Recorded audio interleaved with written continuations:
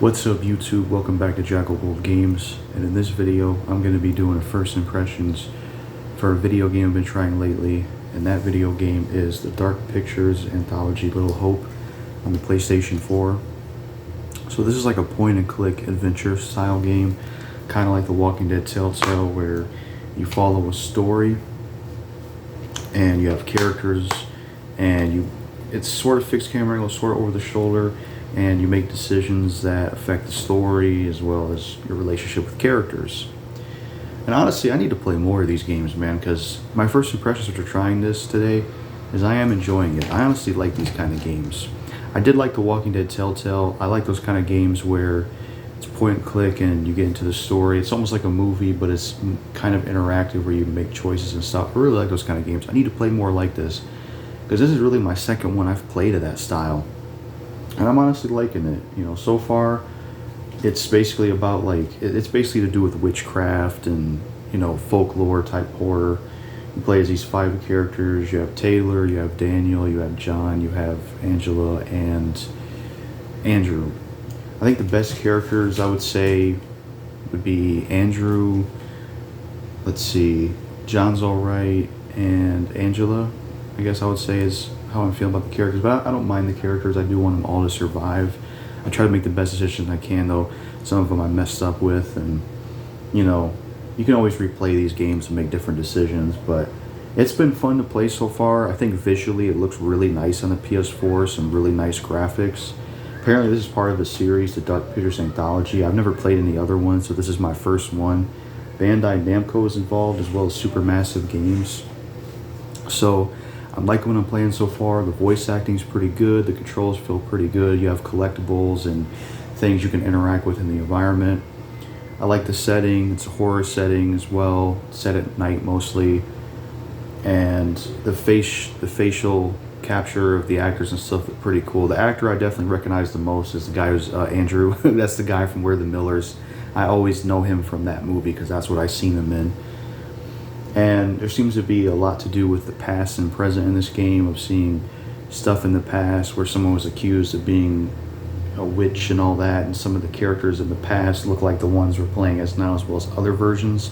So there's been like 3 different timelines they show in this game with different characters that look similar to each other.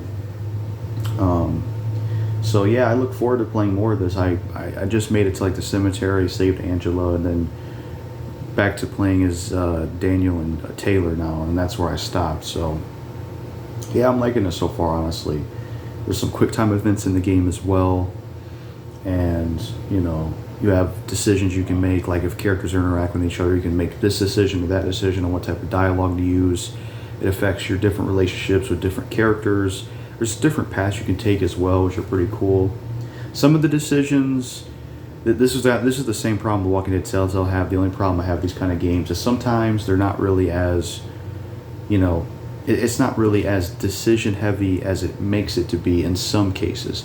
Because the beginning of this game, for example, you have a choice to save in the prologue or whatever it is. You have a choice to save this person or that person, but it doesn't matter which one you save because they both die. I just think that's kind of dumb. It's like, don't even give me the option of choosing between the two if they're going to die anyway. You know, it's the same thing, spoiler alert, with The Walking Dead Telltale, where regardless of if you chop off Lee's arm or not, he still dies. So, you know, I think they could put a little bit more description, maybe not description, but, you know, I wish the choices in other areas didn't matter, but in some cases they do matter. It's just a little nitpick. But yeah, my first impressions of the Dark Pictures Anthology Little Hope so far is I am liking it. So that's what I think of the game so far. It's basically the characters. I mean, to talk about plot more, I mean, they were on a bus, the 5 characters, and the bus crashes, and they're split up. Sometimes they team up, then they split up, and they're trying to figure out what's going on in this little Hope town. There's all this witchcraft stuff was happening. They're trying to figure out what the bus driver is. There's a lot of walking on the road and exploring certain areas like a police station and stuff like that. Then you got this one character named I think he's called it's like the word narrator, but the character or something. I don't even know how to say it. He looked like Robert Patrick to me, but maybe it's a different actor. But he looked like the T-1000, if that's how I'm saying it right, for Terminator 2.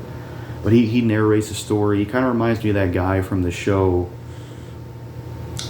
I can't remember what it's called, but it's like Is It True or Not, where this guy shows you, oh, Truth or Fiction, the season 2 guy. That's what it reminded me of, to be honest. Kind of that thing where he's like he's like a spectator on the story and, you know, talking about it and stuff, and he's his library and stuff. So yeah, that's my first impressions and overall what I gotta say so far about this game. If you play this game, know what you think of it. Of course, keep it spoiler free in the comments. And that's it for this video. Peace out.